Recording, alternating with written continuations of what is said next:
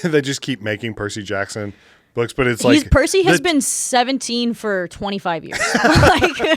That's so much. But they're making like menial tasks. You know what I mean? Yeah. So it's like now it's like Percy Jackson and the long checkout line. He's just at Walmart with a shopping cart. Like, there's a book series. It took me so long to get through because it's not good, but like it feeds my childhood nostalgia. But he's making a new trilogy that goes in between books 10 and 11, I think, where Percy has to do quests to get letters of recommendation from the gods to go to college. Okay. And it's not good. Percy Jackson and the extracurricular activities. Like, literally. Yeah. What's the best store-bought cookie? Ooh. It's a hard one. I do love those like terrible frosted cardboard sugar cookies. Really? That is such a crazy thing. So bad, but like I like once a year I buy them. You grew up with them? Yeah. Yeah. Like once a year I'll get them. I'll have like 4 in a row, and then the next day I'll look at them sitting there and I'm like, oh. If you did not grow up with them, you hate them. They're terrible. But it is a thing where it's like some people just grew up with them, having them in their family, or like a class party in school. You know, the teacher would buy that and a couple pizzas or whatever, and it was like a big treat. And it's like, oh, that I think it just ingrains in you. Yeah, truly. And now as an adult, though, you're like, what was I so thinking? Bad. It does catch me from time to time. I walk past them like in Walmart, and I'm like, oh, it's look like at a weird. Yeah. Yeah. I feel like a recovering addict. I'm like, I don't like this, but I'm craving it anyway. I kind of feel like it might be like the methadone of cookies. Yeah. Where you're like, this isn't as good, but I mean, it's something. You know what I mean? Like it hits my emotions in a way nothing else can. Yeah. Why? It's like a hug. It's like a hug from a family member who's not with us anymore. Literally, like my great aunt being like, oh, yeah. There. This reminds me of my grandmother. Yeah. No, I just can't. They're so bad. I get it. There's the reason why I put it on the slide, because those cookies hold such a special place in some people's hearts. It's a hot take for sure. Yeah. And speaking of hot takes, I hate Oreos. I was literally about to say Oreos, but only if it's double or mega stuffed. Or the vanilla Oreo. Mega stuffed vanilla. Best cookie. Oreo. My opinion. All right. But you're objectively wrong. Yeah. No, I'm 100%. It's so crazy. The first time I ever said that, I clipped it up, put it out on the internet. I was like, I don't like Oreos, whatever. And there was a comment that was like, I'll burn your house down. Like, people get so intense about Oreos. Yeah, that's so funny. You're like, it was me. Yeah, actually, I'm glad you're reading my comment, because no, I just can't stand them. They get stuck in your teeth. They are like a terrible thing. I would never eat one if I knew I was going to be filmed later that day. Oh yeah, unless I had access to like a dentist. Now here's the thing, and this I know it's crazy, but I do enjoy a cookies and cream, like chocolate bar or something, which I know is just ground up Oreos thrown into a. Well, I can't explain it. I don't know why. Is cookies and cream vanilla chocolate though, or like white chocolate? I think it's white chocolate, or Okay. Especially the Hershey's kind. Like I was gonna say I don't like those, but I don't like white chocolate, so that could be. Yeah, maybe that could be, but there is. I'm aware. People have pointed out several times. They're like, "That's just Oreo in there." And I'm like, "I understand, but it's different." Have you ever somehow it's different? Have you ever had dirt cake? I'm sure I have. I mean, I know what you're. It's like brownie, and it's got crumbled up Oreos. Yeah, it's like you can use chocolate, but I like to use vanilla. It's like layer pudding, like a sugary pudding type of thing, and then crushed up Oreos, and then pudding, and then crushed up Oreos. I literally just made one last night. You made one last night? It was that kind of day? Yeah, I just made a dirt cake. It's a Parks and Rec and dirt cake kind of day. It was. They're so good. But I wasn't sure if is your dislike of Oreo from the cookie or the cream? I think it's the cookie. I don't know, but okay. So the cookie is definitely the main part where I'm like, ugh.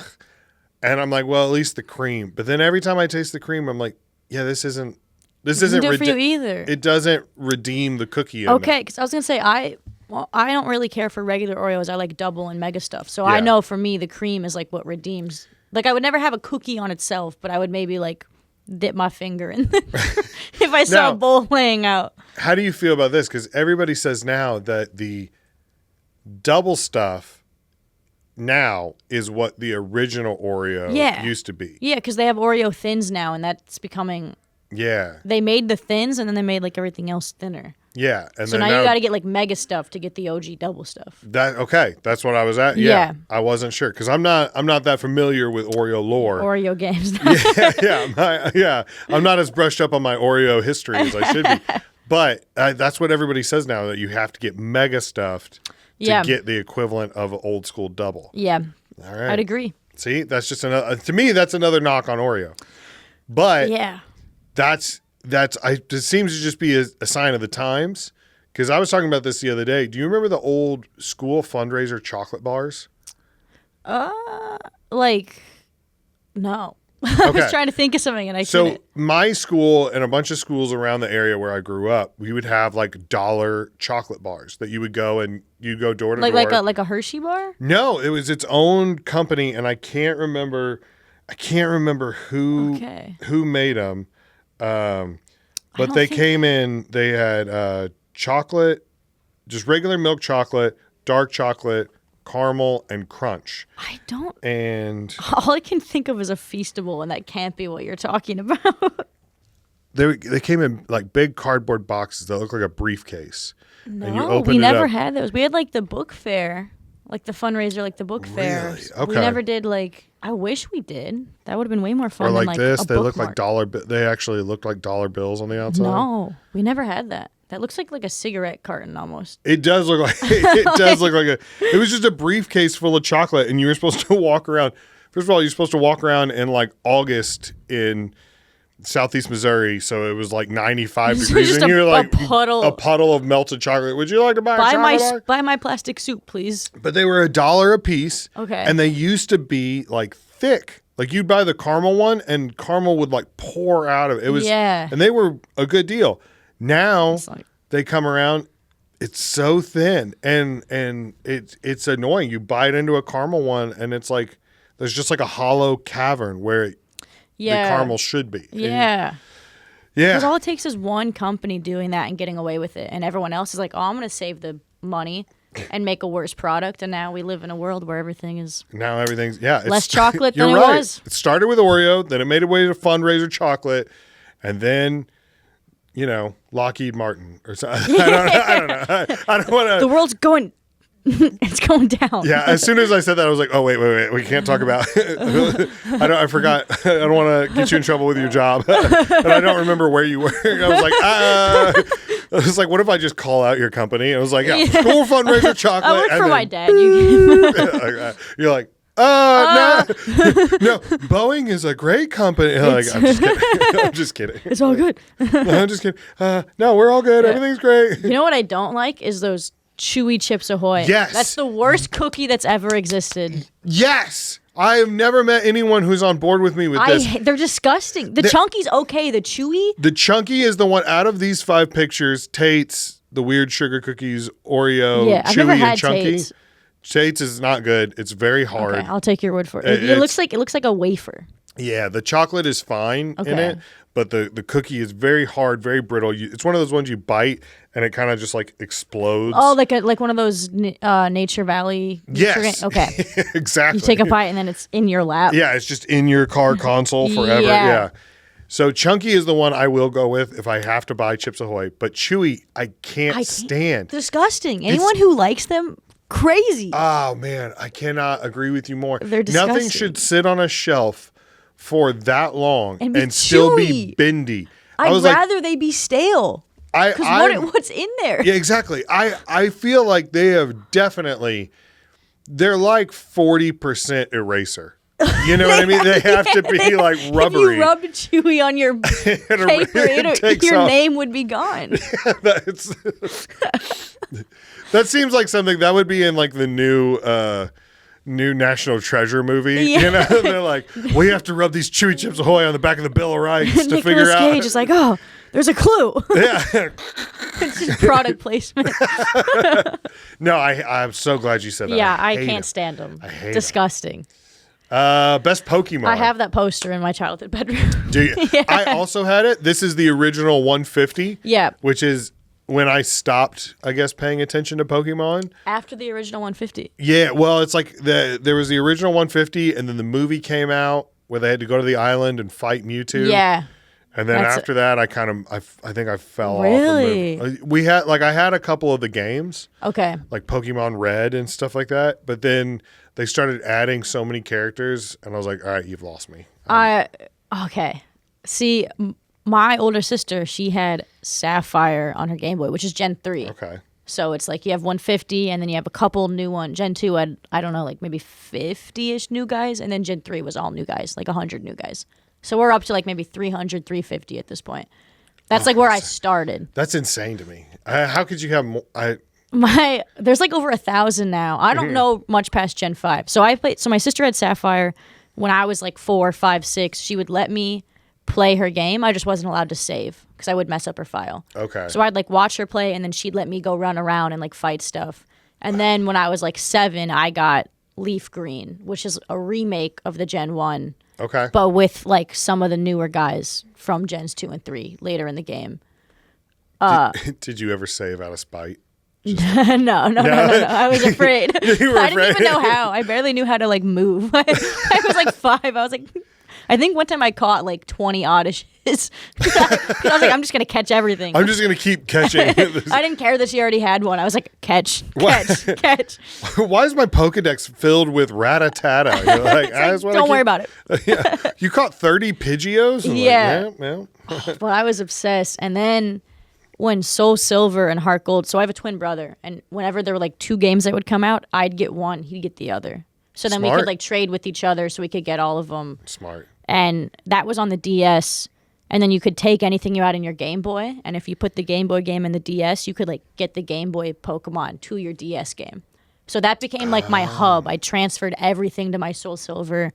I was like went crazy for it, and then I took it out. My family, I was like 11. We went out to dinner, and I took my DS with me, and I left it at an O'Charlie's, and it was gone forever. I had like a shiny that I'd found, just like randomly had a shiny Ponyta, which is shiny Ponyta is like blue fire instead of red fire.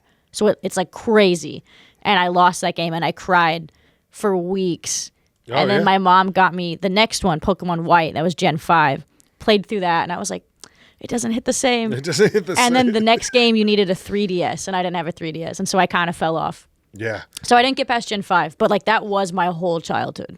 That's so tragic. Yeah. I cried for like weeks over that game. We like called the O'Charlie's. We think it got like taken out to a dumpster, or maybe one of the employees took it. We don't know what happened. That busboy was like, score! Shiny Ponyta. Yeah, slides in his apron. Yeah. Hey, we lost a Nintendo. No, I've never saw it. But I literally cried for weeks over that. I was devastated. I think every child needs to lose an important toy. Yeah. It's like a life. It is. You need to know that things can be taken away from you. You need to know, like, this teaches you. Some kids get like a dog that gets hit by a car. Some kids lose a Nintendo at an O'Charlie's. If you're 11 and your family's going out to dinner, talk with your family. Don't bring a game. Yeah. It's like kind of had it You coming. know what? Let's put this on your parents. Yeah, they could have been like, hey, Jenny, leave it in the car. You don't want to lose it. Yeah. Yeah. I think they did, and I was like, no, and then I lost it anyway. My sister was taking a road trip with her family one time, and they were going like through Tennessee, and they stopped at, an equivalent of an O'Charlie's. Yeah. And my nephew lost his like pet stuffed gecko. It was like he had like a stuffed gecko that he loved, and he took it in the restaurant, lost it. They didn't realize it. They drove. They were like 150 miles away. They check into the hotel, can't find it. Yeah. The dad drives back to go get it. No, you just buy a different one and can't find it, and has to then drive back. So that's 150, 300, 450, in miles, just going back and forth and like that. And then come back without it. And then come back without it, and that was just devastation or whatever. Oh, no. 2 days later, they found it in the trunk of the car. My brother-in-law was furious. He was just like, Okay. All right. Yeah, but I mean, good dad points on him. Yeah, for he driving tried. Yeah, he really tried. He really put in the effort. I lost a stuffed animal of Simba in an airport once, and my dad was like, "Well, gone. Simba was gonna die eventually. Lions grow up." He was like, "Get over it. We have a flight to catch." Oh no, that's so sad. That's so sad. No, I have a good dad. I don't mean to. You're looking out the window of the plane and you just see like Simba pressed up against the glass. He's like, "Let me in." Jenny, like a cat that's outside. Jenny, no. Just like I'm shrieking, baby. I was 17 when this happened. No, I'm just kidding. I was like 6. Yeah. How old were you? It was last week. It was yesterday. That's why I made a dirt cake. That's so funny. That's why I made a dirt cake to get rid of our Simba. I lost Simba. Yeah. That's so good. But I will say, out of the original, because I know I keep getting sidetracked, but I do want that's to the whole answer point of this podcast. Okay, good. Out of the original 150, do you know the lore behind Cubone? Yes. He's my favorite. He's wearing the skull of his dead mother. It's literally a children's game, and they're like, he's an orphan that wears his mom's skull. Yeah. And out of the original 150, he's my favorite for that reason alone. Because it's like, what the heck? It's a kid's game, and they're like, he's a dead orphan. Yeah. Like, it's crazy. Yeah. Make this one the saddest one we've ever seen. You're like, okay. And then there's like that theory, which this is not canon, but it's like a fan theory that a Cubone is a Genghis Khan, and he lost his mom. And it's like a baby Genghis Khan that puts his mom's skull on, and then it becomes a Cubone. Have you heard that theory? Sense. It doesn't explain how Marowak exists. There's a lot of plot holes in Pokemon lore. Yeah. But it's cool to think about. Well, you mean the show about pocket monsters might not be as scientifically accurate? Yeah. You're talking about the lizard that has a flaming tail might not be. He dies if it rains. Which that cartoon. That episode Charmander Charmander's on the rock. He got abandoned by his owner. His owner's like, "No, I don't like you, Charmander. Yeah, stay here and die." And Charmander's like, "No." Yeah, Charmander's holding a leaf over his tail, trying to like. I was like, this is traumatizing. It is crazy that in the cartoon, some rain can kill Charmander, but in the game, you can use surf on it all day and it's fine. Yeah. Like, it's flames out. Just take it to a PC. Nurse Joy just has a lighter. She just goes with some gasoline. That's so funny. Charmander came back. It's like one of those. It's like one of those flint switches for a welding torch. So like, all right, he's good. He's fine. Yeah. All right, he's back to health, everybody. There you go. Yeah. No, Charizard though. I mean. Yeah. Charizard, that was the cool. When you found it, you're like, this is just a dragon? This is awesome. These are Gen 1 and Gen 3 are the only games where I'm like, there's no wrong choices for the starter. Every other game, there are certain starters if you choose I don't even know the starters for the other. Gen 3, Mudkip, Torchic, Trico. It's like a green gecko. That's like the brief, like fire chicken. I always got him and I named him Spicy Chicken. Spicy Chicken. And then this is the Nashville Hot. Go Nashville Hot, like that. And then like a groundwater axolotl. That was the Gen 3 starters. Okay. All 3 excellent choices. Do you know Chris Oliver? Yeah. Comic here. Yeah. We always tell him he looks like an axolotl. That's so funny. And when you see him next time, I'm you'll gonna be be like, hey, Mudkip. Yeah, I see it. I'll do that. Yeah. We're like really with Avatar, Pokemon, Halo, like Percy Jackson. You're really like digging into my childhood here. Well, that's why we're here. That's why we're here. We're here to go on childhood tangents. All right. No, Pokemon. It blew my mind when I realized that Pokemon was not the name. Like in Japan, it was not called Pokemon. Really? It came over and it got picked up in Mexico first. Okay. And in Japan, it's called Pocket Monsters. Right. Then it comes to Mexico, and in Spanish, Pocket Monsters is Pokemon. So it's like they were like, oh, and then America was like, what is this? And they're like, oh, this is Pokemon. And they were like, we love Pokemon, like that. And and we just like it just caught on. Yeah. Okay. Well, this is our new. That's cool. Yeah. That's why when you watch like older episodes of the TV show, Ash is always like, "Oh, I gotta help my Pokemon." Yeah. Maybe it's because he's like saying he's trying it the to Spanish way. Spanish. Yeah. Go El Pikachu. Yeah. El Pikachu. Vámonos. Yeah. No. Which, now that I've said that, I know I've read that somewhere, but I've done zero research into it. And I'm sure that this will come out and people will be like, you're an idiot. Actually, the real name is, so. According to my calculations. Yeah.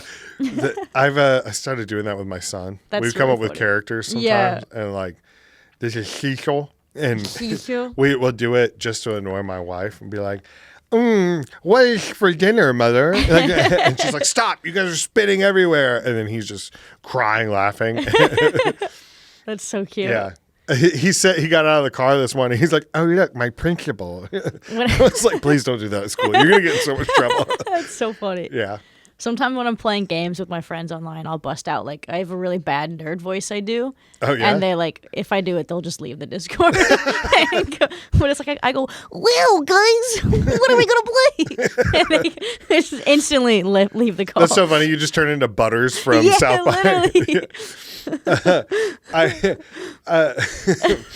There was an episode, speaking of game, did you ever watch the World of Warcraft South Park episode? No, I didn't. I haven't seen enough South Park. Oh my gosh. As a kid, I didn't have the ability to, I wasn't allowed to watch it. Right. And then I didn't have the ability to appreciate the nuance. Right. And as I grew up, I would only get one episode every year or something that I'd actually get to see or whatever. But it's so good. But there is an episode where all the boys want to play World of Warcraft, and the whole episode takes place in World of Warcraft. I think I've seen that one, and it's the dad. Yeah, the dad's like trying to play along and stuff like that. But Butters comes up, and they're like, Butters, hurry up, join, enter the party of World of Warcraft. He's like, I don't really like World of Warcraft. I kind of want to play Hello Kitty Island Adventure. And they're just like, Butters, download World of Warcraft before we literally kill you. All right? And it's just like, but he has that same voice. What are we playing today, guys? What are we doing, guys? Yeah. Oh, I love Butters. Poor guy. Yeah, poor Butters. He's the only one that's going to turn out okay. Or not. Or, yeah. Or the worst. Or not. Yeah. Who's the best Percy Jackson character? It would be basic to say Annabeth. Okay. But love her. I love Thalia. I don't know if I know. Which one's Thalia? Thalia she comes in she's like the big plot spoiler for a 20-year-old book. Yeah. The big plot twist at the end of the second book is she like gave her life to help Annabeth and Grover and Luke make it to camp, and Zeus turned her into a pine tree. But then is that his mom? No, she's like another girl. She's a daughter of Zeus, like a demigod. And Zeus turns her into a pine tree. And then at the end of the second book, the tree is sick, and they save the tree, but it accidentally brings her back to life. Oh. And because like Percy was supposed to be the kid of the prophecy, and then Thalia comes back, and it's like, oh, maybe she's the kid of the prophecy. And so she joins, like, she's basically not there till book 3 for all intents and purposes. Okay. But she's like a hothead punk kind of. She's cool. That sounds sick. But I like Annabeth a lot. Most everything I know from Percy Jackson came from my son reading the books. Fair. And then we watched the movie, which was meh. Don't watch it. Yeah, the movie's bad. And then we watched the show. The Disney show's okay. That's what I hear. It does the books a lot more justice than the movie ever did, but nothing beats. Even if you're an adult, like my cousin, she's like in her 30s, has like young sons, like, 10, 15 years younger than me. She just started reading the books for the first time, and she's like, these are so good. And I was like, I know, like, it's made for kids, but you can read them as an adult, and they're so good. I wasn't super into it until my son got into it. And then he was like, Dad, they're having a fight on top of the arch. And I was like, what? Yeah. And now I'm in, and I'm like, what? They're in St. Louis? Yeah, they go to St. Louis in the first book. It's so weird. They cut it out of the movie. Yeah, I know. I was like, that was never in the movie. And I know. And then I guess they have it in the show, I guess. Yeah, they do. We haven't made it to that episode yet, That's cool. Season 2's coming out soon. He's super into it. He likes the Lightning Thief and everything like that. And I sit down and I just ask him questions and he fills me in. Yeah. So it's like, I've never read the books, but I'm just kind of like, I'm like reliving it through him. And I know that like his mom dies on the way to camp. Yeah. Or something like there's like a minute. She gets kidnapped by Hades. Oh. Yeah. She's not dead. Oh. But you think she's dead for a bit. But you think she's dead. Yeah. Okay. Because she's in hell. Yeah. Underworld, whatever you call it. She's in hell. She's in, But she's chilling. kid hell, you know. Yeah. Oh, it's the first 5 books are, I think it's like the greatest series of all time. The second 5, as a kid, I loved them.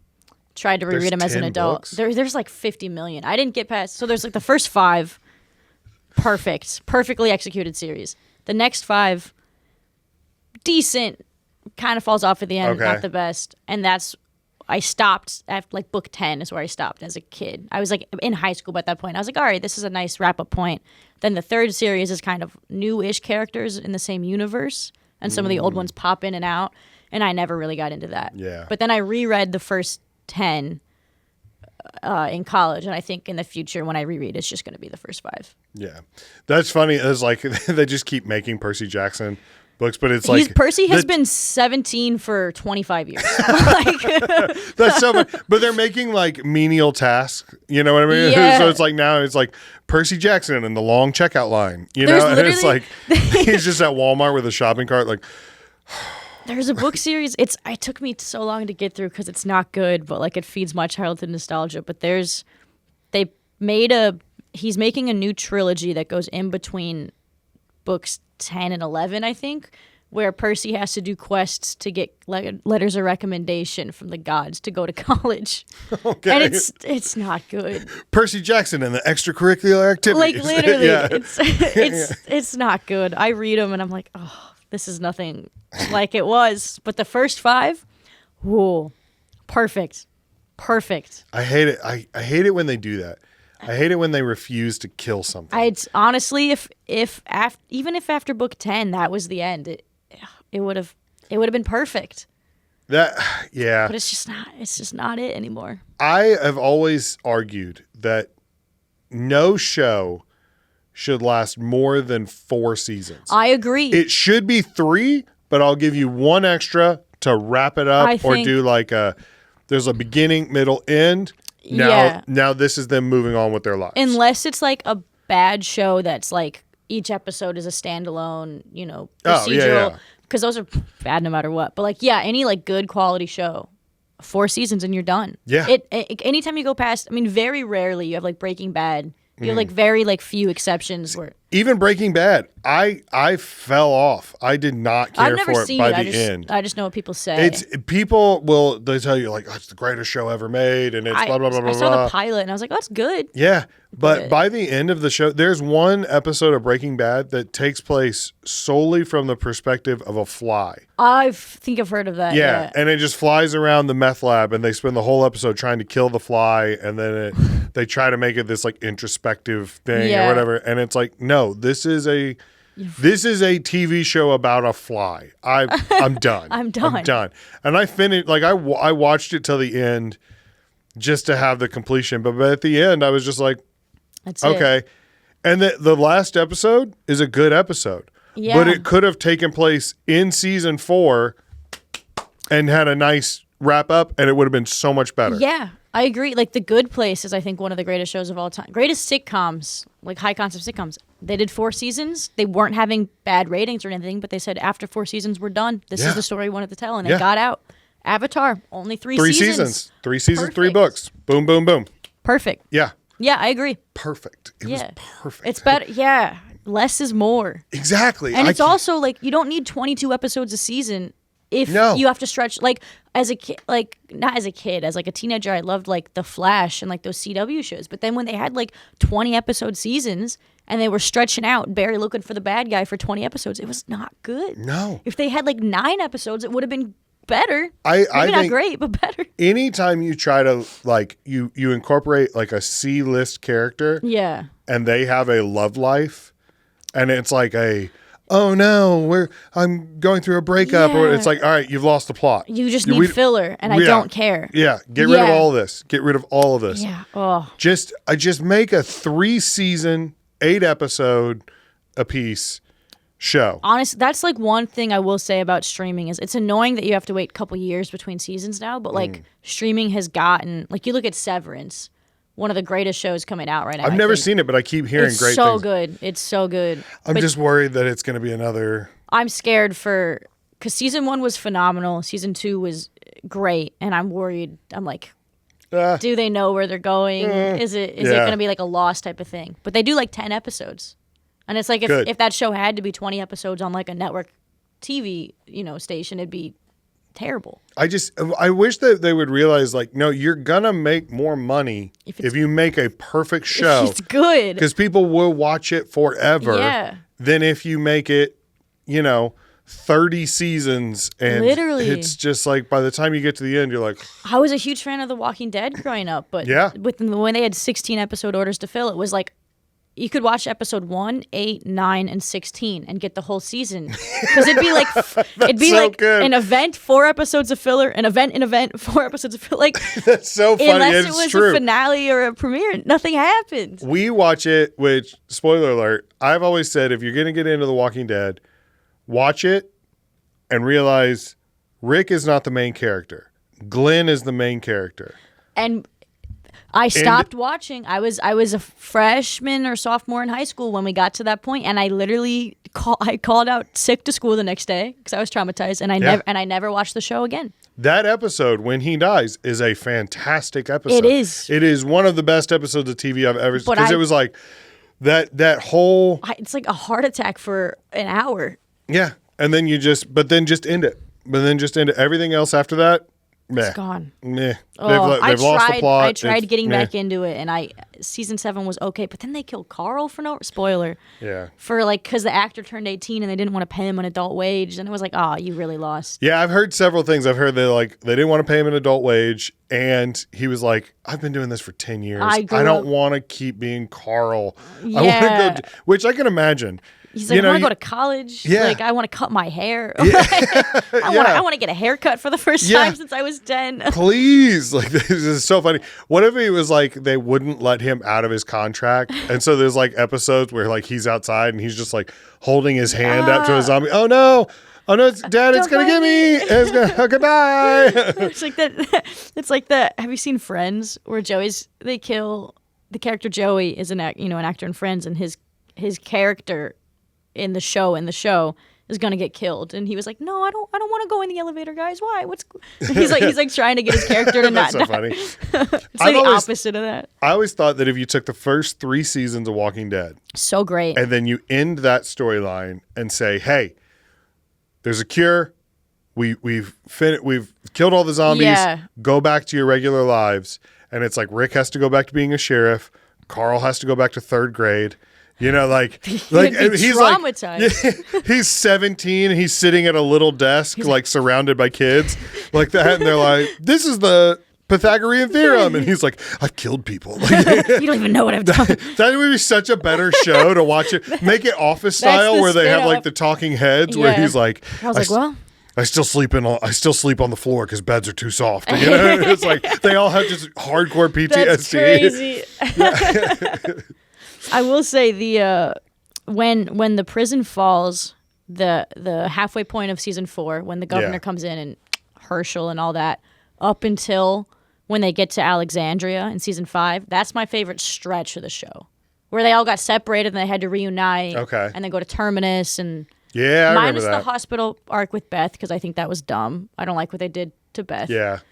And they spoiled, I don't know if you're old enough to remember this, but they spoiled her death on social media before the episode came out. Do not remember that. Yeah, because obviously because of time zones, it aired on the East Coast, and right after it aired, they put a post up. They were like, R.I.P. Beth, we'll miss you, thank you, whatever. And it still hadn't aired like through the rest of the country yet. Cool. And everybody was like, what? Beth's going to die? Like that. That sucked. I didn't know that. It got ruined, yeah. I remember that was the first death that ever caught me off guard. Because I kind of had like spoilers up to the first 3 seasons. Because I think season 3 had just ended when I started binging it with my brother. And so I was like, okay, I know Shane's going to die, Lori, whatever. But then in season 4, when Herschel got kidnapped, I was like, okay, I think he's going to die. But I remember the first death where I was ever like, what? And like when it first happened, I was like, oh, no, she's fine. That's just pain. Like I remember the first time I was like truly in shock. Yeah. Was Beth's death in that show. I do think I did like that because if I remember correctly, Beth dies and Daryl immediately just like Yeah. just shoots the girl, and I was like, okay, well that's satisfactory at least. Yeah, at least yeah. I wanted more of that. I wanted more satisfaction from. Yeah, it just became like shock. Anytime a character would like get development and then die. Yeah, which like I mean, they replaced Beth with Noah, and then they just like they gave him a tiny arc, and then he died. Well, now he's on Abbott Elementary. He's fine, but yeah, that's right. He's chilling. But he went from everybody hates Chris to Noah to Abbott Elementary. What good a for weird. And he had a crazy death. Do you remember that? He got in stuck the revolving in the door. Poor Glenn. Yeah. And then the whole fake out of Glenn's death with Nicholas, like he went under the dumpster it makes or me whatever. so Yeah. The first 5 seasons were so good. There was some great moments in that show, but then they just 6 was like all right, and that Negan season 7 premiere was great, and then just nothing. Yeah. I'm sure maybe people say like when the new showrunner took over in season 9, it kind of became good again, and I'm sure maybe it did, but like I can't get through season 7 and 8 to watch season 9 to save my life. Like I forced myself. So like we started Walking Dead, and then we watched a little bit of Fear the Walking Dead. And then quit. I tried that. It just wasn't for me. Yeah. And I've tried several times to be like, all right, this is like the only time I ever watch TV now is unless it's Golden Girls and I've had a bad day. The only time I watch TV is like right before bed, and usually I'm so tired I'll turn something on, and within 30 seconds I'm like, I'm just out. And I feel so. Walking Dead is one of those shows where it's like, all right, this is going to be my new sleep show, where like I'll turn it on and I'll fall asleep, and then I'll wake up and it's like 4 episodes later, and I'm like, okay, and like that, you know, and like where are they now? Okay, there's a submarine. All right, cool. You know, back to sleep. That's so funny.